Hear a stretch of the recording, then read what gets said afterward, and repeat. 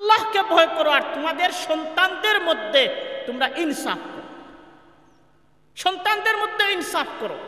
যদি অন্য সন্তানদেরকে এই হাদিয়া দিয়ে থাকো তাহলে নোমানকে দিতে পারবে, নতুবা নোমানকে দিতে পারবে না। স্ত্রীদের মধ্যে ইনসাফের নির্দেশ আল্লাহ রাসূল সাল্লাল্লাহু আলাইহি ওয়াসাল্লাম দিয়েছেন। উম্মুল মুমিনিন আম্মা জান হযরতে আয়েশা সিদ্দিকা রাদিয়াল্লাহু তাআলা আনহু তিনি নিজে বলছেন কানা রাসূলুল্লাহ সাল্লাল্লাহু আলাইহি ওয়াসাল্লাম ইয়াকসিমু বাইনা আজওয়াজিহিন্না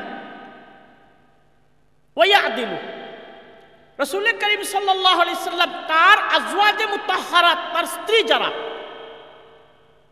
তাদের মধ্যে বাড়ি নির্ধারণ করতেন, বন্টন করতেন এবং ইনসাফ করতেন। ফাকালা রাসূলুল্লাহ ফায়াকুলু আল্লাহুম্মা হাযা ফীমা আমলিকু ওয়ালা তালুমনি ফীমা তামলিকু ওয়ালা আমলিকু। হে আল্লাহ, আমি এই বন্টন করেছি, আমার স্ত্রীদের মধ্যে আমি ইনসাফ করেছি, আমি ইনসাফ মতো বন্টন করেছি। এই বন্টনটা আমি যা কিছুর মালিকানা রাখি, আমার সাধ্যে যা আছে সাধ্য অনুযায়ী আমি বন্টন করেছি। আর আমার সাধ্যের বাইরে যা আছে তার জন্য আপনি আমাকে তিরস্কার করবেন না, আপনি আমাকে পাকড়াও করবেন না। আমার সাধ্যের বাইরে, স্ত্রীদের মধ্যে সাধ্যের বাইরে কিছু বিষয় আছে। মহব্বত, একাধিক স্ত্রী থাকলে কোনো এক স্ত্রীর প্রতি মহব্বত বেশি থাকতেই পারে, এটা মানুষের সাধ্যের বাইরে, মানুষ নিজের মনকে বাধ্য করতে পারে না। মহব্বত এটা তো মনের বিষয়। মহব্বত কারো প্রতি বেশি থাকতে পারে, কারোর প্রতি কম থাকতে পারে, এটা মানুষের সাধ্যের বাইরে, সাধ্যের বাইরে। জন্য এটাতে আল্লাহ তাআলা ধরবেন না। বাকি যে সমস্ত বিষয় আছে, এই সমস্ত বিষয়ে একাধিক স্ত্রী থাকলে তাদের মধ্যে ইনসাফ করতে হবে। রাসূল করিম সাল্লাল্লাহু আলাইহি ওয়াসাল্লাম এক হাদিসের মধ্যে ইরশাদ ফরমান, মান কানা লাহু ইমরাআতান, যে ব্যক্তির দুইজন স্ত্রী আছে, ফামালা ইলা ইহদাহুন্না, দুইজন স্ত্রী আছে, সে একজনের প্রতি ঝুঁকে গেল, ইনসাফ করলো না, একজনের প্রতি ঝুঁকে গেল, একজনকে বেশি সুবিধা দিল। যা ইয়াউমাল কিয়ামাহ ওয়া শিক্কুহু মাইলুন, কিয়ামতের দিন এমন অবস্থায় সে আসবে তার শরীরের একটা দিক ঝুঁকানো থাকবে, তার শরীরের একটা কাঁধ ঝুঁকানো থাকবে। ঝুঁকানো অবস্থায় কিয়ামতের দিন হাসরের ময়দানে সে উঠবে, সমস্ত মানুষ তাকে দেখেই বুঝতে পারবে এই মানুষ দুনিয়াতে তার স্ত্রীদের মধ্যে ইনসাফ করে। তাহলে পরিবারের মধ্যে ইনসাফ, স্ত্রীদের মধ্যে ইনসাফ, সন্তানদের মধ্যে ইনসাফ কায়েম করতে হবে। মুহতারাম হাজরিন, সমাজের মধ্যে ইনসাফ কায়েম করতে হবে, রাষ্ট্রের মধ্যে ইনসাফ কায়েম করতে হবে। রাসূল করিম সাল্লাল্লাহু আলাইহি ওয়াসাল্লাম কেমন ইনসাফ কায়েম করেছেন? হাদিসের মধ্যে কিছু ঘটনা আছে, কুরআনে কারীমের কিছু আয়াতের শানে নুজুল আছে। একটা শানে নুজুল রাসূল করিম সাল্লাল্লাহু আলাইহি ওয়াসাল্লামের ইনসাফের একটা ঘটনা আছে হাদিসের কিতাবাদিতে। একবার আবু বকর সিদ্দিক রাদিয়াল্লাহু তাআলা আনহু, তার বিরুদ্ধে একজন ইহুদি রাসূলের দরবারে বিচার নিয়ে আসে। ইয়া রাসূলুল্লাহ, হে মুহাম্মদ, আপনার সাহাবী আবু বকর আমাকে চড় মেরেছেন, আমি বিচার চাই। রাসূল করিম সাল্লাল্লাহু আলাইহি ওয়াসাল্লাম হযরত আবু বকর সিদ্দিককে ডেকে আনলেন। কি ব্যাপার আবু বকর? আবু বকর তো খুব নরম ছিলেন, তিনি কাউকে চড় মারার কথা না, কিন্তু এই ইহুদিকে চড় মেরেছেন। আল্লাহ রাসূল প্রশ্ন করলেন, কি ব্যাপার আবু বকর, তুমি কি তাকে চড় মেরেছো? আবু বকর সিদ্দিক রাদিয়াল্লাহু তাআলা আনহু বললেন, ইয়া রাসূলুল্লাহ, ঘটনা হচ্ছে প্রতিদিন এই ইহুদি প্রতিদিন আমার কাছ দিয়ে যাওয়ার সময় প্রতিদিন আমাকে গালি দেয়, আমি কিছুই বলি না। প্রতিদিন আমাকে গালি দেয়, আমি কিছুই বলি না। আর আজকে সে আমার পাশ দিয়ে যাওয়ার সময় আমাকে গালি দিয়েছে, আমার আল্লাহকে গালি দিয়েছে। আমার পাশ দিয়ে যাওয়ার সময় সে বলেছে মুসলমানেরাও ফকির আর মুসলমানদের আল্লাহও ফকির। আল্লাহকে যখন গালি দিয়েছে আমি আর সহ্য করতে পারিনি, তাকে চড় মেরেছি। রাসূল করিম সাল্লাল্লাহু আলাইহি ওয়াসাল্লাম এই ইহুদিকে বললেন, আবু বকর যা বলছেন তা সত্য কিনা? ইহুদির জাত তখনও মিথ্যাবাদী, এখনো মিথ্যাবাদী, রাসূলের সামনে মিথ্যা বলছে। মিথ্যা কথা, আমি আবু বকরকে এমন কোনো কথা বলিনি, আল্লাহকে আমি ফকির বলিনি, মিথ্যা বলছে সে। দেখেন রাসূলের ইনসাফ। আল্লাহ রাসূল সাল্লাল্লাহু আলাইহি ওয়াসাল্লামের বিচার ব্যবস্থা হচ্ছে, যদি কোনো ব্যক্তি অভিযোগ দায়ের করে তাহলে সাক্ষী প্রমাণ পেশ করতে হবে। কেউ যদি কারো বিরুদ্ধে অভিযোগ দায়ের করে সাক্ষী প্রমাণ পেশ করতে হবে। আর যার বিরুদ্ধে অভিযোগ দেওয়া হচ্ছে, যদি অভিযোগকারী সাক্ষী প্রমাণ পেশ করতে না পারেন, তাহলে যার বিরুদ্ধে অভিযোগ করছেন, বিবাদী যে, তার কাছ থেকে কসম নিবেন। সে যদি কসম খেয়ে অভিযোগকে অস্বীকার করতে পারে, তাহলে তার পক্ষে ফয়সালা দিয়ে দিবেন। আল বাইয়িনাতু আলাল মুদ্দাই ওয়াল ইয়ামিনু আলা মান আনকার, এটা শরীয়তের বিচার ব্যবস্থা।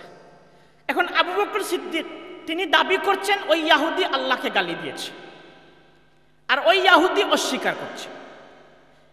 আল্লাহর রাসূল আবু বকর সিদ্দিককে বলছেন, আবু বকর, এখন আমার শরীয়তের নিয়ম অনুযায়ী তুমি তোমার দাবির সপক্ষে প্রমাণ পেশ করতে হবে। ওই ইহুদি যে আল্লাহকে গালি দিয়েছে, তুমি সাক্ষী পেশ করতে হবে। যদি সাক্ষী পেশ করতে না পারো, তাহলে তোমার বিরুদ্ধে আমি ফয়সালা দেব। কাকে বলছেন? আবু বকর সিদ্দিককে। যে আবু বকর সিদ্দিক রাসূল করিম সাল্লাল্লাহু আলাইহি সাল্লামের সবচেয়ে প্রিয় সাহাবী ছিলেন। ইসলামের জন্য আবু বকর সিদ্দিক তার সবকিছু ত্যাগ করেছেন। তাবুকের যুদ্ধে রাসূল করিম সাল্লাল্লাহু আলাইহি ওয়াসাল্লাম মুসলমানদেরকে বলছেন, এই যুদ্ধের সময়, কঠিন সময়, দুর্ভিক্ষের সময়, অভাবের সময় দূর সফর যেতে হবে, তাবুকের যুদ্ধে তোমরা সবাই সামর্থ্য অনুযায়ী সদকা করো। উমর রাদিয়াল্লাহু তাআলা আনহু বলছেন, আজকে আমার সুযোগ এসেছে, আবু বকর সিদ্দিকের চেয়ে আমি বেশি সদকা করব। আবু বকর আর উমরের মধ্যে নেক কাজের প্রতিযোগিতা ছিল। নেক কাজের প্রতিযোগিতা এটা ভালো। উমর রাদিয়াল্লাহু তাআলা আনহু তার খুব আশা, আবু বকর সিদ্দিককে কোনোদিন কোনো ক্ষেত্রে আমি পিছনে ফেলতে পারিনি। আজকে আমার অবস্থা ভালো, আলহামদুলিল্লাহ, আমার মোটামুটি সম্পদ আছে, আজকে আমার সুযোগ এসেছে, আবু বকর সিদ্দিককে আমি পিছনে ফেলবো। হযরত উমর রাদিয়াল্লাহু তাআলা আনহু রাসূল করিম সাল্লাল্লাহু আলাইহি ওয়াসাল্লামের দরবারে একটা পুতলা নিয়ে আসলেন। রাসূল সাল্লাল্লাহু আলাইহি ওয়াসাল্লাম গ্রহণ করলেন, তার জন্য দোয়া করলেন। ওমর জিজ্ঞেস করলেন, ওমর, আমার জন্য কি এনেছো আর নিজের পরিবারের জন্য কি রেখে এসেছো? হযরত ওমর বললেন, ইয়া রাসূলুল্লাহ, আমি আমার সমস্ত সম্পত্তিকে অর্ধেক করে আপনার জন্য অর্ধেক নিয়ে এসেছি, আর আমার পরিবারের জন্য অর্ধেক রেখে এসেছি। আল্লাহ রাসূল সাল্লাল্লাহু আলাইহি ওয়াসাল্লাম হযরত ওমরের জন্য দোয়া করলেন। একটু পর হযরত সিদ্দিক আকবর আসলেন ছোট্ট একটা পুতলা নিয়ে, রাসূলের দরবারে এসে রাখলেন। আল্লাহর রাসূল জিজ্ঞেস করলেন, আবু বকর, আমার জন্য কি এনেছো আর তোমার পরিবারের জন্য কি রেখে এসেছো? আবু বকর সিদ্দিক রাদিয়াল্লাহু তাআলা আনহু বললেন, ইয়া রাসূলুল্লাহ, আমি আমার পরিবারের জন্য আল্লাহ এবং তার রাসূলকে রেখে এসেছি, কিছুই নাই। এমনকি তার ঘরের দেয়ালের মধ্যে, মাটির বেড়ার মধ্যে একটা সুই ছিল, ওই সুইটা পর্যন্ত আবু বকর সিদ্দিক নামিয়ে পুতলার ভিতরে ঢুকিয়ে রাসূলের দরবারে নিয়ে আসে, কিছুই রেখে আসে। ওই আবু বকর সিদ্দিক হিজরতের সময়, কঠিন সময় আল্লাহর রাসূলের সাথে ছিলেন। গারে সুরে আল্লাহর রাসূলের সাথে ছিলেন। কুরআনে কারীমে আল্লাহ নিজে সাক্ষী দিয়েছেন, ইয ইয়াকুলু লিসাহিবিহি লা তাহজান ইন্নাল্লাহা মা'ানা। আবু বকর রাসূলের সাহাবী, আবু বকর রাসূলের সাহিব, এটা কুরআনে আল্লাহ সাক্ষী দিয়েছেন, অন্য কোনো সাহাবীর ক্ষেত্রে এই সাক্ষী নেই। আবু বকর সাহাবী, এটা কুরআন দ্বারা প্রমাণিত যে আবু বকর সিদ্দিকের নেক আমল। আয়েশা সিদ্দিকা আল্লাহর রাসূলকে প্রশ্ন করলেন, ইয়া রাসূলুল্লাহ, আসমানের তারা যতটা আছে এই পরিমাণ নেকি কোনো মানুষের আসে কিনা? আল্লাহর রাসূল বললেন, আছে। আয়েশা সিদ্দিকা বললেন, কার? আল্লাহর রাসূল বললেন, উমরের। আয়েশা সিদ্দিকা আশা করছিলেন, মনে হয় আল্লাহর রাসূল আমার বাবা আবু বকরের কথা বলবেন। তিনি একটু আশাহত হলেন, মন খারাপ করলেন। আল্লাহর রাসূল বুঝে ফেললেন, বললেন, আয়েশা, তুমি মনে করছো আমি আবু বকরের নাম বলবো? শুনো, উমরের সমস্ত নেক আমল আর সমস্ত উম্মতের সমস্ত নেক আমল এক পাল্লায় রাখলেও আবু বকর সিদ্দিকের নেক আমলের সমান হবে না। হযরত ওমর আবু বকরকে বলছেন, আবু বকর সিদ্দিক, আপনি এক কাজ করেন, আমার জীবনের সমস্ত নেক আমল আপনি নিয়ে আনেন, আর হিজরতের সময় আল্লাহর রাসূলের সাথে যে আপনি ছিলেন, গারে সুরে আপনি যে ছিলেন, ওই 3 রাত্রিতে আপনার যে নেক আমল, যে সওয়াব, এইগুলো আমাকে দিয়ে দেন, আর আমার জিন্দেগির সমস্ত নেক আমল আপনি নিয়ে আনেন। ওই আবু বকর সিদ্দিককে আল্লাহর রাসূল বলছেন, আজকে যদি আমি মুহাম্মদ সাল্লাল্লাহু আলাইহি সাল্লামের দরবারে, আমার আদালতে আপনি যদি সাক্ষী পেশ করতে না পারেন, আপনার বিরুদ্ধে ফয়সালা দেব। ওই ইহুদিকে বলবো, আপনি যেরকম তাকে থাপ্পড় মেরেছেন, তাকে বলবো সে যেন আপনাকে থাপ্পড় মেরে। এটা হচ্ছে ইনসাফ। আবু বকর সিদ্দিক বললেন, ইয়া রাসূলুল্লাহ, কিভাবে সাক্ষী দিব? এখানে তো আমি ইহুদি ছাড়া আর কেউ নাই, আর কেউ দেখেনি। কিন্তু কে দেখেছেন? আল্লাহ দেখেছেন। সঙ্গে সঙ্গে আল্লাহ তাআলা হযরতে জিবরিল আমিনকে পাঠিয়ে দিলেন, কুরআনের আয়াত নাযিল করলেন, লাকাদ সামিআ আল্লাহু কাওলাল্লাযীনা ক্বালু ইন্নাল্লাহা ফাকীরুন ওয়া নাহনু আগনিয়া। আবু বকর সিদ্দিককে ওই ব্যক্তি গালি দিয়েছে, আল্লাহকে গালি দিয়েছে, আল্লাহকে ফকির বলেছে। দুনিয়ার কোনো মানুষ না শুনলেও আল্লাহ তাআলা শুনেছেন। আল্লাহ তাআলা সাক্ষ্য দিলেন। হযরত রাসূল করিম সাল্লাল্লাহু আলাইহি ওয়াসাল্লামের ইনসাফ, সূরা নিসার একটা আয়াতের শানে নুজুল। মদিনায় একবার একজন মুমিন, নামদারি মুমিন, আসলে মুনাফিক, আর একজন ইহুদি, তাদের মধ্যে একটা বিষয় নিয়ে ঝগড়া হলো। যে বিষয়ে ঝগড়া হয়েছে ওই বিষয়ে ইহুদি ব্যক্তি সঠিক ছিল, আর মুনাফিক যে ব্যক্তি সে সঠিক ছিল না। এক পর্যায়ে তারা বললেন, আমরা সালিশ কারো কাছে যাই ফয়সালার জন্য। এখন কার কাছে যাওয়া যায়? ওই ইহুদি ব্যক্তি সে জানে আমি সঠিক, আর সেটাও বিশ্বাস করে যদি মুহাম্মদুর রাসূলুল্লাহর কাছে যাই তাহলে ন্যায় বিচার পাবো। আর আমার ইহুদি কোন সর্দারের কাছে যদি যাই, তারা ঘুষ নিয়ে আমার বিরুদ্ধে ফয়সালা দেবে, সে জানে এটা। এজন্য সে প্রস্তাব দিল, তোমাদের নবী মুহাম্মদুর রাসূলুল্লাহর কাছে যাই আমরা। কিন্তু ওই মুনাফিক ব্যক্তি সেও জানে আল্লাহর রাসূলের কাছে যদি যায় তাহলে রাসূল কারীম সাল্লাল্লাহু আলাইহি ওয়াসাল্লাম সঠিক বিচার করবেন, সে বিচার পাবে না। এজন্য সে প্রস্তাব দিল ইহুদি সর্দার কাব ইবনে আশরাফের কাছে যাই, কারণ কাব ইবনে আশরাফ ঘুষ নিয়ে সে বিচার করত। শেষ পর্যন্ত রাসূল কারীম সাল্লাল্লাহু আলাইহি ওয়াসাল্লামের কাছে তারা আসলেন। রাসূল কারীম সাল্লাল্লাহু আলাইহি ওয়াসাল্লাম সব শুনে ইহুদির পক্ষে ফয়সালা দিলেন। কিন্তু ওই মুনাফিক সন্তুষ্ট হলেন না। এরপর আবার হযরত আবু বকর সিদ্দিকের কাছে গেলেন, ওই বিচার নিয়ে আবু বকর সিদ্দিকের কাছে গেলেন, তার কাছে বিষয়টা তুলে ধরলেন। আবু বকর সিদ্দিক বললেন, তোমরা এর আগে এই বিষয়ে কারো কাছে গিয়েছো কিনা? তখন ইহুদি ব্যক্তি বললেন, আমরা আপনাদের নবী মুহাম্মদুর রাসূলুল্লাহর কাছে গিয়েছি, তিনি এই ফয়সালা দিয়েছেন। আবু বকর সিদ্দিক নরম মানুষ, তিনি বললেন, আল্লাহর রাসূল যে ফয়সালা দিয়েছেন এটাই আমার ফয়সালা। রাসূলের ফয়সালা দেওয়ার পর আর কোনো ফয়সালা দেওয়ার অধিকার আমার নাই। ওখান থেকে তারা চলে আসলেন। ওই মুনাফিক ব্যক্তি এখনো সে সন্তুষ্ট না, সে গেছে উমরের কাছে। তার মনে মনে উমর রাদিয়াল্লাহু তাআলা গরম মানুষ, তিনি আমার পক্ষে অবশ্যই ফয়সালা দিবেন। উমর রাদিয়াল্লাহু তাআলা আনহুর কাছে গিয়ে তারা এই বিষয়টা তুলে ধরলেন। হযরত উমর বললেন, তোমরা এই বিষয়ে আগে কারো কাছে গিয়েছো কিনা? তখন ইহুদি ব্যক্তি বললেন, জি, আমরা প্রথমে মুহাম্মদুর রাসূলুল্লাহর কাছে গিয়েছিলাম, তিনি ওই ফয়সালা দিয়েছেন। এরপর আবু বকর সিদ্দিকের কাছে গিয়েছি, তিনি এই কথা বলেছেন। এখন তিনি আপনার কাছে এসেছেন। হযরত উমর বললেন, ঠিক আছে, তোমরা এখানে দাঁড়াও, আমি একটু ঘর থেকে আসছি। উমর রাদিয়াল্লাহু তাআলা আনহু ঘরে গেলেন, একটা তরবারি নিয়ে আসলেন, এক খুপে ওই মুনাফিক ব্যক্তির গর্দান তার শরীর থেকে আলাদা করে ফেললেন। এরপর বললেন, যে ব্যক্তি রাসূলের ফয়সালা মানে না তার জন্য উমর এই ফয়সালা করে। এখন যাকে মেরেছেন তার গোষ্ঠীর মানুষ সবাই মুসলমান, তারা তো জানে ওই ব্যক্তিও মুমিন, তারা জানে ওই ব্যক্তি মুমিন। এখন সবাই রাসূলের কাছে এসেছে, ইয়া রাসূলুল্লাহ, উমর একজন ইহুদির পক্ষ নিয়ে একজন মুমিনকে হত্যা করেছে, আমরা বিচার চাই। রাসূল কারীম সাল্লাল্লাহু আলাইহি ওয়াসাল্লাম হযরত উমরকে ডাকলেন। আল্লাহ তাআলা সাথে সাথে আয়াত নাযিল করলেন, ফালা ওয়া রাব্বিকা লা ইউমিনুন, ফালা ওয়া রাব্বিকা লা ইউমিনুনা ফীমা শাজারা বাইনাহুম সুম্মা লা ইয়াজিদু ফি আনফুসিহিম হারাজাম মিম্মা কাদাইতা ওয়া ইউসাল্লিমু তাসলিমা। আল্লাহর কসম, তোমার রবের কসম,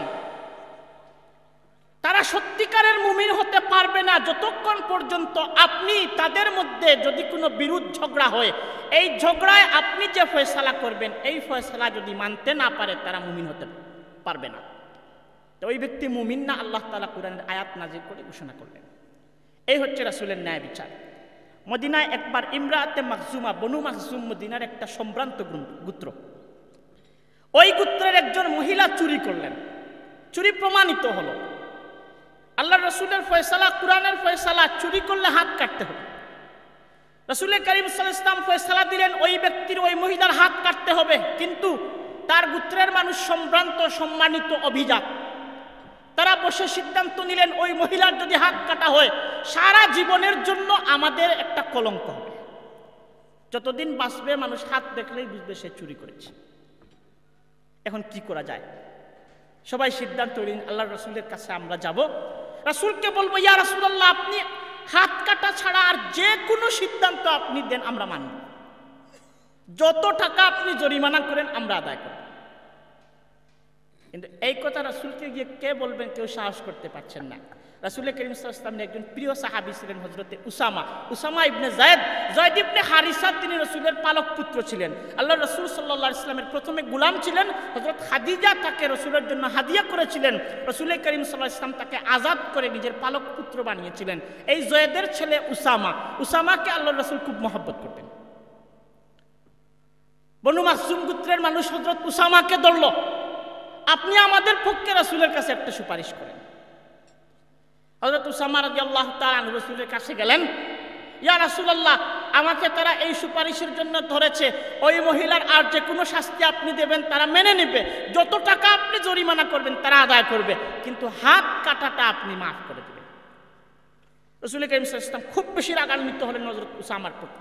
হযরত উসামাকে বললেন, এমন একটা বিষয়ে তুমি আমার কাছে সুপারিশ করছো, আগের উম্মতেরাও এইরকম করত। যখন কোনো গরিব মানুষ যখন অপরাধ করত তাকে শাস্তি দিত, আর ধনী মানুষ, সম্ভ্রান্ত গোত্রের মানুষ কোনো অপরাধ করলে তাকে মাফ করে দিত। তুমি আতাশফাউ ফি হাদ্দিন মিন হুদুদিল্লাহ, আল্লাহর হদের ব্যাপারে তুমি আমার কাছে সুপারিশ করছো। এরপর আল্লাহর রাসূল বললেন, লাউ আন্না ফাতিমাতা বিনতা মুহাম্মদ সারাকাত লাকাতাতু ইয়াদাহা, শুনে রাখো উসামা, যদি আমার মেয়ে ফাতিমা যদি চুরি করে আমি তারও হাত কাটব। এই হচ্ছে রাসূল করিম সাল্লাল্লাহু আলাইহি ওয়াসাল্লামের ইনসাফ। আল্লাহ রাসূল সাল্লাল্লাহু আলাইহি ওয়াসাল্লাম শান্তি প্রতিষ্ঠার জন্য সমাজে ইনসাফ প্রতিষ্ঠা করেছিলেন, ন্যায় বিচার প্রতিষ্ঠা করেছিলেন। যেই নির্দেশ আল্লাহ তাআলা কোরআনে কারিমে দিচ্ছেন, ইন্নাল্লাহা ইয়া'মুরু বিল আদলি ওয়াল ইহসান, ইন্নাল্লাহা ইয়া'মুরু বিল আদলি ওয়াল ইহসান, আল্লাহ তাআলা নির্দেশ দিচ্ছেন আদলের, ইহসানের, ন্যায় বিচারের নির্দেশ আল্লাহ তাআলা দিচ্ছেন। তাহলে আমরা শান্তি প্রতিষ্ঠা করতে হলে সর্বক্ষেত্রে ইনসাফ প্রতিষ্ঠা করতে হবে, পরিবারে, সমাজে এবং রাষ্ট্রে। রাষ্ট্রে যদি ন্যায় বিচার না থাকে তাহলে এই রাষ্ট্র শান্তি এবং স্থিতিশীলতা এই রাষ্ট্রের মধ্যে থাকে না। যে রাষ্ট্রে ইনসাফ আছে, ন্যায় বিচার আছে, ওই রাষ্ট্রে শান্তি এবং স্থিতিশীলতা থাকে। মুহতারাম হাজরিন, 2 নম্বর রাসূল করিম সাল্লাল্লাহু আলাইহি ওয়াসাল্লাম যে কাজটা করেছিলেন, সমাজ থেকে জুলুম নির্যাতন সমাজ থেকে তুলে দিয়েছিলেন। শান্তির জন্য এটা জরুরি। রাসূল করিম সাল্লাল্লাহু আলাইহি ওয়াসাল্লাম কঠিন ভাষায় জুলমের ব্যাপারে বলেছেন, ইত্তাকু দাওয়াতাল মাজলুম ফাইন্নাহু লাইসা বাইনাহু ওয়া বাইনাল্লাহি হিজাব, খবরদার তোমরা মজলুমের দোয়া বদদুয়া থেকে তোমরা ভয় করো। আল্লাহর কাছে যখন মজলুম কোনো বদদুয়া করে তার মাঝে আর আল্লাহর মাঝে কোনো পর্দা থাকে না, সরাসরি আল্লাহ তাআলা কবুল করেন। আল্লাহ রাসূল সাল্লাল্লাহু আলাইহি ওয়াসাল্লাম বলেছেন, উনসুর আখাকা যালিমান আও মাজলুমান, তোমার ভাইকে সাহায্য করো। তোমার ভাই যদি মজলুম হয় তাকে সাহায্য করো, তোমার ভাই যদি জালিম হয় তাকে সাহায্য করো। সাহাবায়ে কেরাম প্রশ্ন করলেন, ইয়া রাসূলুল্লাহ, আমার ভাই মজলুম হলে তাকে সাহায্য করব বুঝলাম, কিন্তু জালেম যদি হয় তাকে কিভাবে সাহায্য করব?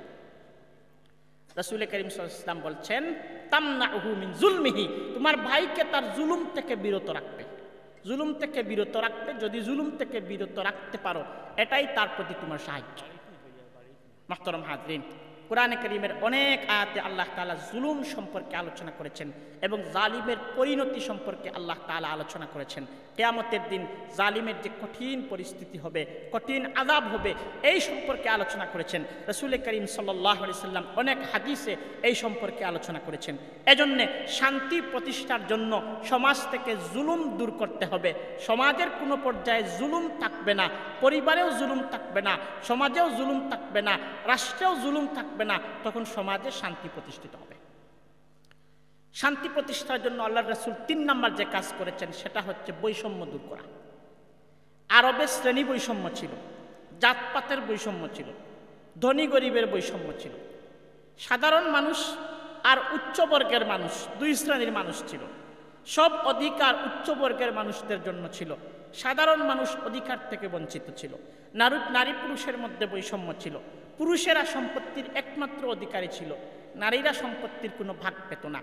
একজন মানুষ যদি মারা যায়, তার স্ত্রী আছে, তার মেয়েরা আছে, সে মারা গেছে, এখন তার সম্পত্তি তার স্ত্রীও পেত না, তার মেয়েরাও পেত না, সমস্ত সম্পত্তি তার ভাইয়েরা নিয়ে নিত, তার ভাতিজারা নিয়ে নিত, তার ছেলে থাকলে ছেলে নিয়ে নিত, তার স্ত্রী এবং মেয়েরা কোনো সম্পত্তি পেত না।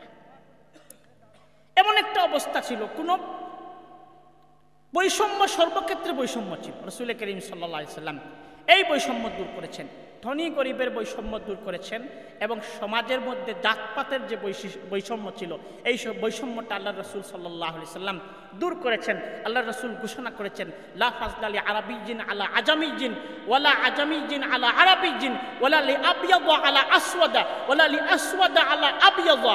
হে মানুষেরা, তোমরা শুনে রাখো, সাদা মানুষ আর কালো মানুষ সমান। কালো মানুষের উপর সাদা মানুষের আলাদা কোনো মর্যাদা নাই, কালো মানুষের সাদা মানুষের উপর আলাদা কোনো মর্যাদা নাই। আরব আজম সব সমান। আরবরা যারা আছে অনারবদের উপর তাদের কোনো মর্যাদা নাই, অনারব যারা আছে আরবের উপর কোনো মর্যাদা নাই। ইল্লা বিত্তাকওয়া, মর্যাদা নির্ধারণ করা হবে তাকওয়ার দ্বারা। যার মধ্যে তাকওয়া বেশি আছে তিনি বেশি সম্মানিত, যার মাঝে তাকওয়া বেশি তিনি বেশি সম্মানিত। কোরআনে কারীমের এক আয়াত আছে,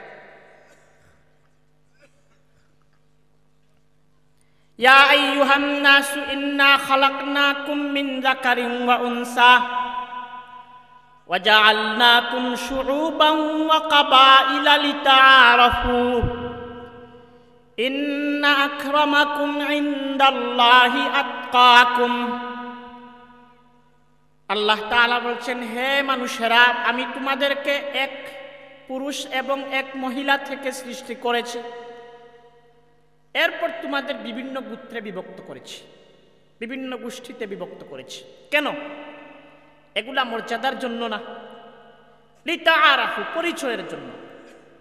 পরিচয়ের জন্য অমুক অমুক গোত্রের মানুষ, অমুকের ছেলে, অমুকের নাতি, এই পরিচয়ের সুবিধার জন্য বিভিন্ন গোত্র বিভিন্ন গোষ্ঠীতে আমি তোমাদেরকে সৃষ্টি করেছি, মর্যাদার জন্য না, বরং মর্যাদার মানদণ্ড হচ্ছে তাকওয়া। ইন্না আকরামাকুম ইনদাল্লাহি আতকাকুম, তোমাদের মধ্যে আল্লাহর কাছে সবচেয়ে সম্মানিত ব্যক্তি হচ্ছে যার মধ্যে তাকওয়া সবচেয়ে বেশি আছে। মক্কা বিজয়ের পর আল্লাহ রাসূল সাল্লাল্লাহু আলাইহি ওয়াসাল্লাম হযরত বিলাল হাবশিকে আল্লাহ রাসূল নির্দেশ দিলেন, বিলাল যাও আজান দাও, আজানের সময় হয়েছে, আজান দাও। হযরত বিলাল হাবশি রাদিয়াল্লাহু তাআলা আনহু কাবার ছাদে উঠলেন এবং আজান দিলেন। তখন মক্কার কিছু বড় বড় নেতা যারা আগে কাফের ছিল, এখন নতুন ইসলাম গ্রহণ করেছে, এখনো তাদের মধ্যে আগের কুফুরির তাদের যে স্বভাব এটা এখনো আছে, এখনো পরিবর্তন হয়নি। তারা পরস্পর বলাবলি করতে শুরু করলো। একজন বলল, আলহামদুলিল্লাহিল্লাযী কাবাযা আবি হাত্তা লা ইয়ারা হাযাল ইয়াউম, আল্লাহর শুকরিয়া, আল্লাহ তাআলা আমার বাপকে দুনিয়া থেকে তুলে নিয়েছেন, এই দিন তার দেখতে হয়নি। একজন হাবশি গোলাম কাবার ছাদে দাঁড়িয়ে আযান দিচ্ছে, আমার বাপ এই দিন দেখেননি, আল্লাহর শুকরিয়া, আল্লাহ আমার বাপকে এর আগেই দুনিয়া থেকে তুলে নিয়েছেন। আরেকজন বললেন যে মুহাম্মদ সাল্লাল্লাহু আলাইহি সাল্লাম মা ওয়াজাদা মুহাম্মাদুন গায়রা হাযাল গুরাবিল আসওয়াদ মুআজ্জিনান, আজান দেওয়ার জন্য মুহাম্মদ এই কালো কাক ছাড়া আর কোনো মানুষকে পেলেন না, একটা কালো কাক কাউয়া আজান দিচ্ছে। একজন ব্যক্তি বললেন। আল্লাহ তাআলা এই সমস্ত আলোচনা শুনছেন, সাথে সাথে আয়াত নাজিল করলেন, ইন্না আকরামাকুম ইনদাল্লাহি আতকাকুম ইন্না খালাকনাকুম মিন যাকারিন ওয়া উনসা ওয়া জাআলনাকুম শুউবান ওয়া কাবাইলা লিতাআরাফু। তোমরা যে জাতপাতের বড়াই করছো, বিলাল হাবশিকে গোলাম বলছো, হাবশি গোলাম বলছো, কালো বলছো, এইগুলা মর্যাদার কোনো মানদণ্ড না, বরং তোমাদের মধ্যে যার মধ্যে তাকওয়া বেশি আল্লাহর কাছে সেই বেশি সম্মানিত। রাসূল করিম সাল্লাল্লাহু আলাইহি ওয়াসাল্লাম এই সমাজ প্রতিষ্ঠা করেছিলেন। আল্লাহ রাসূল সাল্লাল্লাহু আলাইহি ওয়াসাল্লাম তার জীবনের শেষ একেবারে অন্তিম সময়ে তিনি একটা বাহিনী পাঠিয়েছিলেন যুদ্ধের জন্য। এই বাহিনীতে বড় বড় সাহাবায়ে কেরাম ছিলেন, বড় বড় সাহাবায়ে কেরাম ছিলেন। এই বাহিনীর অধিনায়ক, এই বাহিনীর সর্দার, নেতা বানিয়েছিলেন একজন উসামা ইবনে জয়েদ, যিনি একজন গোলামের ছেলে।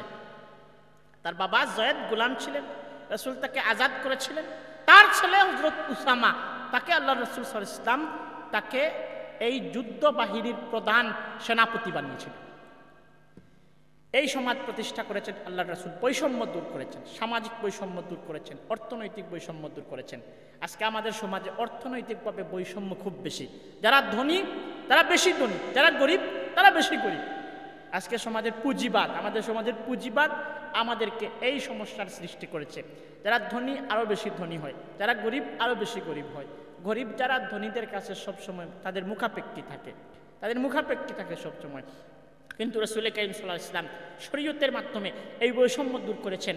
আল্লাহ তাআলা কুরআনে কারীমের আয়াতে বলেছেন, ফি আমওয়ালিহিম হাক্কুম মা'লুম লিস-সাইলি ওয়াল মাহরুম।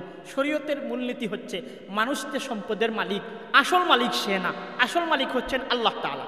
যে সম্পদ তাকে আল্লাহ তাআলা দিয়েছেন, রক্ষণাবেক্ষণের দায়িত্ব দিয়েছেন, ভোগ করার অধিকার দিয়েছেন, আবার তার এই সম্পদের মধ্যে গরিবের হক আল্লাহ তাআলা রেখেছেন। শরীয়তের মূলনীতি হচ্ছে যাকাত আমরা যেটা দেই, এই যাকাতটা গরিবের হক, তার হক তাকে দিচ্ছে, এটা আমার কিছু না। সম্পদের 40 ভাগের 1 ভাগ যাকাত দেওয়া হয়, যে 40 ভাগের 1 ভাগ এটা তার হক, আমার মাল না, এটা তার মাল, এটা তার মাল আল্লাহ তাআলা আমার কাছে দিয়েছেন, আমার কাছে দিয়ে আমাকে নির্দেশ দিয়েছেন তাকে দেওয়ার জন্য, আমি তাকে পৌঁছে দিচ্ছি, আমার দায়িত্ব এতটুকু, তার হক, এটা গরিবের হক, তার প্রতি কোনো অনুগ্রহ করছি না আমি, তার হক তার কাছে আমি পৌঁছে দিচ্ছি। আল্লাহ তাআলা যাকাতের যে বিধান দিয়েছেন, যদি সমাজের সমস্ত মানুষ যাকাত আদায় করে তাহলে সমাজের মধ্যে আর কোনো গরিব থাকবে না, ধনী গরিবের কোনো বৈষম্য থাকবে না। অর্থনৈতিক বৈষম্য দূর করেছেন, শ্রেণী বৈষম্য দূর করেছেন, বর্ণের বৈষম্য দূর করেছেন, কালো মানুষ সাদা মানুষ কোনো বৈষম্য নাই, জাতীয়তাবাদের বৈষম্য যেটা বর্তমানে আছে, আরব অনারব কোনো বৈষম্য নাই। রাসূল কারীম সাল্লাল্লাহু আলাইহি ওয়াসাল্লাম বৈষম্যহীন একটা শান্তির এবং সাম্যের রাষ্ট্র আল্লাহ রাসূল সাল্লাল্লাহু আলাইহি ওয়াসাল্লাম প্রতিষ্ঠা করেছেন। বিলালে হাবশী তো কালো ছিলেন, এই বিলাল ছিলেন আল্লাহ রাসূলের মুয়াজ্জিন, তিনি আবার গোলাম ছিলেন, আজাদকৃত গোলাম, ওই বিলাল ছিলেন রাসূলের মুয়াজ্জিন। উসামা ইবনে যায়েদ রাসূলের সেনাপতি। তাই আমরা যদি শান্তি প্রতিষ্ঠা করতে চাই সামাজিক এবং রাষ্ট্রীয়ভাবে, এই বৈষম্য দূর করতে হবে। রাসূল কারীম সাল্লাল্লাহু আলাইহি ওয়াসাল্লাম শান্তি প্রতিষ্ঠার জন্য সমাজ থেকে বৈষম্য দূর করেছেন। 3 নম্বর যে কাজটা করেছেন, আল্লাহ রাসূল সাল্লাল্লাহু আলাইহি ওয়াসাল্লাম সমাজের মধ্যে ভ্রাতৃত্ব উহুওয়াত প্রতিষ্ঠা করেছিলেন। আগে আরবের মানুষ একজনের সাথে আরেকজনের যুদ্ধ সব সময় লাগেই থাকতো, কেউ কাউকে সহ্য করতে পারতো না, কিন্তু রাসূল কারীম সাল্লাল্লাহু আলাইহি ওয়াসাল্লাম এমন ভ্রাতৃত্বের শিক্ষা দিয়েছেন, এখন তাদের মধ্যে এমন মিল মহব্বত হয়েছে, একজনের জন্য আরেকজন তার প্রাণ বিসর্জন করে দেয়, এমন মহব্বত, এমন সম্প্রীতি, এমন মিল আল্লাহ রাসূল সাল্লাল্লাহু আলাইহি ওয়াসাল্লাম প্রতিষ্ঠা করেছেন। মদিনার মধ্যে 2টা প্রধান গোত্র ছিল, আউস এবং খাজরাজ। রাসূল সাল্লাল্লাহু আলাইহি ওয়াসাল্লাম মদিনায় হিজরতের আগে দীর্ঘদিন পর্যন্ত তারা যুদ্ধ করছিল, আউস এবং খাজরাজ। রাসূল কারীম সাল্লাল্লাহু আলাইহি ওয়াসাল্লাম মদিনায় হিজরত করার পর প্রথমেই তাদের এই সমস্ত যুদ্ধ বিগ্রহ শেষ করলেন, তাদের মধ্যে ভ্রাতৃত্ব প্রতিষ্ঠা করলেন। এখন আর কোনো যুদ্ধ বিগ্রহ নাই, এখন একসাথে নামাজ পড়ে, একসাথে চলাফেরা করে, তাদের মধ্যে আত্মীয়তা হয়, একে অপরের জন্য সহমর্মী, একে অপরের জন্য সহানুভূতিশীল, এমন মিল মহব্বত যেটার কথা আল্লাহ তাআলা কোরআনে কারীমের সূরা আলে ইমরানে আল্লাহ তাআলা ঘোষণা করছেন, তার নিয়ামত হিসাবে ঘোষণা করছেন। ইয কুনতুম আদাআন ফাআল্লাফা বাইনা কুলুবিকুম ফাআসবাহতুম বিনি'মাতিহি ইখওয়ানা উযকুরু নি'মাতাল্লাহি আলাইকুম ইয কুনতুম আদাআন। তোমাদের উপর আল্লাহর নিয়ামতকে তোমরা স্মরণ করো, তোমরা শত্রু ছিলে, আল্লাহ তাআলা তোমাদের মধ্যে মহব্বত সৃষ্টি করেছেন, তো আল্লাহর নিয়ামতে, আল্লাহর রহমতে, আল্লাহর দয়ায় তোমরা ভাই ভাই হয়ে গেছো, তোমরা এখন ভাই ভাই। কুনু ইবাদাল্লাহি ইখওয়ানা, আল্লাহ নির্দেশ দিয়েছেন, হে আল্লাহর বান্দাগণ তোমরা সবাই ভাই ভাই হয়ে যাও। রাসূল কারীম সাল্লাল্লাহু আলাইহি ওয়াসাল্লাম হাদিসের মধ্যে বলছেন, একজন মুমিন আরেকজন মুমিনের উদাহরণ হচ্ছে একটা শরীরের মতো, কাজাসাদিন ওয়াহিদিন, একটা শরীরের মতো। একটা শরীরে বিভিন্ন অঙ্গ প্রত্যঙ্গ আছে, একটা অঙ্গে যদি ব্যথা লাগে সারা শরীর ব্যথিত হয়, একটা অঙ্গে ব্যথা লাগলে সারা শরীর ব্যথিত হয়, জ্বর হলে সারা শরীর ব্যথিত হয়, রাত্রে ঘুমাতে পারে না, মাথায় ব্যথা কিন্তু সারা শরীর জাগ্রত থাকে, ঘুম নাই, সারা শরীরের ঘুম নাই। রাসূল সাল্লাল্লাহু আলাইহি ওয়াসাল্লাম বলছেন মুমিনের উদাহরণ হচ্ছে একটা দেহের মতো, একটা শরীরের একটা অঙ্গ আঘাতপ্রাপ্ত হলে সারা শরীর যেভাবে ব্যথিত হয়, একজন মুমিন যদি কষ্ট পায় তার কষ্টে, তার ব্যথায় সমস্ত মুমিনরা ব্যথিত হবে। এটা হচ্ছে উহুওয়াতে ইসলামিয়া, ইসলামী ভ্রাতৃত্ব। রাসূল কারীম সাল্লাল্লাহু আলাইহি ওয়াসাল্লাম এই ভ্রাতৃত্ব রক্ষার জন্য নির্দেশ দিয়েছেন, তোমরা একে অপরের সাথে সাক্ষাৎ করলে সালাম করবে। শরীয়ত সালামের নির্দেশ দিয়েছে, সালাম ভ্রাতৃত্ব রক্ষা করে। কারোর সাথে সাক্ষাৎ হলে তার জন্য সালাম মানে শান্তির দোয়া, তিনিও সালাম করবেন, শান্তির জন্য দোয়া করবেন। মুসাফাহা, মুআনাকা, এই সবগুলা হচ্ছে ভ্রাতৃত্বের উপকরণ। রাসূল কারীম সাল্লাল্লাহু আলাইহি ওয়াসাল্লাম ভ্রাতৃত্ব রক্ষা করার জন্য বলছেন, তোমরা কেউ কারোর সাথে শত্রুতা পোষণ করবে না, লা তাহাসাদু ওয়ালা তাবাগাদু, কেউ কারোর সাথে শত্রুতা পোষণ করবে না, কেউ কারোর সাথে হিংসা করবে না। ওয়া কুনু ইবাদাল্লাহি ইখওয়ানা, হে আল্লাহর বান্দাগণ তোমরা পরস্পর ভাই ভাই হয়ে যাও। এই ভ্রাতৃত্বের শিক্ষা আল্লাহ রাসূল সাল্লাল্লাহু আলাইহি ওয়াসাল্লাম দিয়েছেন এবং এমন কিছু হক আমাদের জন্য ঠিক করেছেন। একজন মুসলমানের উপর আরেকজন মুসলমানের 6টা হক আছে। এই হকগুলা সবগুলা হচ্ছে ভ্রাতৃত্ব রক্ষার উপকরণ। 1 নাম্বার হক হচ্ছে, 6টা হক আছে, এর মধ্যে থেকে একটা হক হচ্ছে আপনার কেউ যদি মারা যায় তার জানাজায় শরীক হওয়া। আরেকটা হক হচ্ছে দাওয়াত দিলে তার দাওয়াত কবুল করা। আরেকটা হক হচ্ছে আপনার তার জন্য উত্তম উপদেশ দেওয়া, তার জন্য কল্যাণ কামনা করা। ইদাস্তানসাহাকা ফানসাহ লাহু, কোনো মানুষ যদি আপনার কাছে কোনো পরামর্শ চায় তার জন্য উত্তম পরামর্শ দেওয়া, এগুলাও হক। এই সমস্ত বিষয় আল্লাহ রাসূল সাল্লাল্লাহু আলাইহি ওয়াসাল্লাম আমাদেরকে বলে দিয়েছেন আমাদের পারস্পরিক ভ্রাতৃত্ব রক্ষা করার জন্য। আরেকটা হক হচ্ছে কেউ যদি অসুস্থ হয় তাকে দেখতে যাওয়া, তার সেবা করা। এই সবগুলোই কিন্তু ভ্রাতৃত্ব রক্ষার উপকরণ। তো শান্তি প্রতিষ্ঠার জন্য রাসূল কারীম সাল্লাল্লাহু আলাইহি ওয়াসাল্লাম এই কাজটা করেছেন। 4 নাম্বার ভ্রাতৃত্ব প্রতিষ্ঠা করেছেন। আর 5 নাম্বার শান্তি প্রতিষ্ঠার জন্য রাসূল কারীম সাল্লাল্লাহু আলাইহি ওয়াসাল্লাম মানুষের অধিকার, মৌলিক অধিকার নিশ্চিত করেছেন। প্রত্যেক মানুষের জন্মগত মৌলিক কিছু অধিকার আছে। আল্লাহ রাসূল সাল্লাল্লাহু আলাইহি ওয়াসাল্লাম এই অধিকারগুলো নিশ্চিত করেছেন, প্রতিষ্ঠিত করেছেন। সর্বপ্রথম অধিকার জীবনের অধিকার। প্রত্যেক মানুষের বাঁচার অধিকার আছে। আল্লাহ তাআলা তাকে যে জীবন দিয়েছেন, এই জীবন ধারণ করার অধিকার তার আছে। কোনো মানুষের এই অধিকার নাই অন্যায়ভাবে তাকে হত্যা করবে, এমনকি তার নিজের অধিকার নেই। কোনো মানুষ নিজেকে মারবে, আত্মহত্যা করবে, এটা শরীয়তে জায়েজ নাই। কারণ তার এই হায়াত, এই জীবনের মালিক সে না, এর মালিক হচ্ছেন আল্লাহ তাআলা। প্রত্যেক মানুষের বেঁচে থাকার অধিকার ইসলাম দিয়েছে, আল্লাহ রাসূল নিশ্চিত করেছেন। কোরআনে কারিমে আল্লাহ তাআলা বলছেন, মান কাতালা নাফসান বিগাইরি নাফসিন আও ফাসাদিন ফিল আরদি ফাকান্নামা কাতালান নাসা জামিআ। কোনো মানুষ যদি আরেকজন মানুষকে অন্যায়ভাবে হত্যা করে তাহলে সে যেন সারা দুনিয়ার মানুষকে যেন হত্যা করে। ওমান আহইয়াহা ফাকান্নামা আহইয়ান নাসা জামিআ। যদি কেউ অন্য কোনো মানুষকে বাঁচায় সে যেন সমস্ত মানুষকে সে বাঁচায়। মানুষকে অন্যায়ভাবে হত্যা করা হারাম। মান কাতালা মুমিনান মুতাআম্মিদান ফাজাযাউহু জাহান্নাম। যদি কোনো ব্যক্তি ইচ্ছাকৃতভাবে কোনো মুমিনকে হত্যা করে আল্লাহ তাআলা বলছেন তার জাযা, তার প্রতিদান হচ্ছে জাহান্নাম। এমনকি কোনো অমুসলিম যদি ইসলামী রাষ্ট্রে কোনো অমুসলিম থাকে তাহলে তার অধিকারও ইসলাম নিশ্চিত করেছে। রাসূল কারীম সাল্লাল্লাহু আলাইহি ওয়াসাল্লাম বলছেন, মান কাতালা মুআহিদান বিগাইরি কুনহিহি হারামাল্লাহু আলাইহিল জান্নাহ। মুআহিদ যে ব্যক্তি ইসলামী রাষ্ট্রে থাকে, ইসলামী রাষ্ট্রে চুক্তিবদ্ধ, জিজিয়া দে, কর দে, এমন ব্যক্তির নিরাপত্তা নিশ্চিত করা ইসলামী রাষ্ট্রের দায়িত্ব। আল্লাহ রাসূল বলছেন যদি কোনো ব্যক্তি অমুসলিম চুক্তিবদ্ধ কাউকে হত্যা করে অন্যায়ভাবে, আল্লাহ তাআলা তার জন্য জান্নাতকে হারাম করে দিবে, সে জান্নাতে যেতে পারবে না। তাহলে ইসলাম মানুষের বাঁচার অধিকার নিশ্চিত করেছে, মুমিনদের বাঁচার অধিকার নিশ্চিত করেছে। অমুসলিম যারা ইসলামী রাষ্ট্রে থাকে চুক্তিবদ্ধ তাদের বাঁচার অধিকার ইসলাম নিশ্চিত করেছে। এমনকি যদি কাফেররা মুসলমানদের সাথে যুদ্ধ করে তাদের ক্ষেত্রেও ইসলামের যুদ্ধ নীতি আছে। রাসূল কারীম সাল্লাল্লাহু আলাইহি ওয়াসাল্লাম পরিষ্কার নির্দেশ দিয়েছেন যুদ্ধক্ষেত্রে কোনো বৃদ্ধ মানুষকে হত্যা করা যাবে না, কোনো মহিলাকে হত্যা করা যাবে না, কোনো শিশুকে হত্যা করা যাবে না। এটা রাসূল কারীম সাল্লাল্লাহু আলাইহি ওয়াসাল্লাম কঠোরভাবে নিষেধ করেছেন সাহাবায়ে কেরামকে। মানুষের প্রাণের অধিকার নিশ্চিত করেছেন আল্লাহর রাসূল, মৌলিক অধিকার। 2 নম্বর, মানুষের সম্পদের অধিকার নিশ্চিত করেছেন। কুরআন কারীমে আল্লাহ তাআলা ঘোষণা দিয়েছেন, লা তাকুলু আমওয়ালাকুম বাইনাকুম বিল বাতিল। অন্যায়ভাবে তোমরা একে অপরের সম্পদ আত্মসাৎ করো না। আল্লাহ তাআলা নিষেধ করেছেন। হাদিসের মধ্যে রাসূল কারীম সাল্লাল্লাহু আলাইহি ওয়াসাল্লাম নিষেধ করেছেন। কঠোর হাদিস আছে এই ব্যাপারে, যারা অন্যায়ভাবে একে অপরের সম্পত্তি আত্মসাৎ করে। বিদায় হজ্জের ভাষণে আল্লাহ রাসূল সাল্লাল্লাহু আলাইহি ওয়াসাল্লাম বলছেন, ইন্না দিমাআকুম ওয়া আমওয়ালাকুম ওয়া আ'রাদাকুম আলাইকুম হারাম কাহুরমাতি ইয়াউমিকুম হাযা ফি শাহরিকুম হাযা ফি বালাদিকুম হাযা।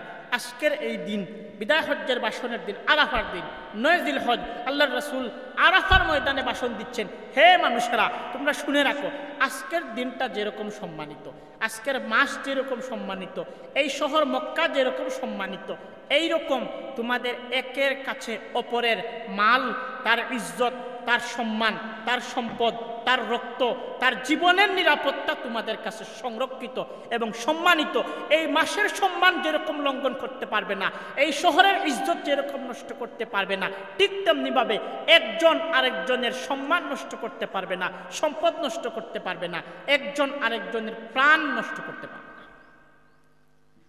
রাসূল কারীম সাল্লাল্লাহু আলাইহি ওয়াসাল্লাম এইটা নিশ্চিত করেছেন। মানুষের সম্পদের অধিকার আল্লাহর রাসূল সাল্লাল্লাহু আলাইহি ওয়াসাল্লাম নিশ্চিত করেছেন। সম্পদের অধিকার নিশ্চিত করার জন্য ইসলাম ঘোষণা দিয়েছে, কারো সম্পদ চুরি করলে হাত কাটতে হবে, যদি ডাকাতি করা হয় হাত পা কাটতে হবে। এই রকম নির্দেশ ইসলাম দিয়েছে।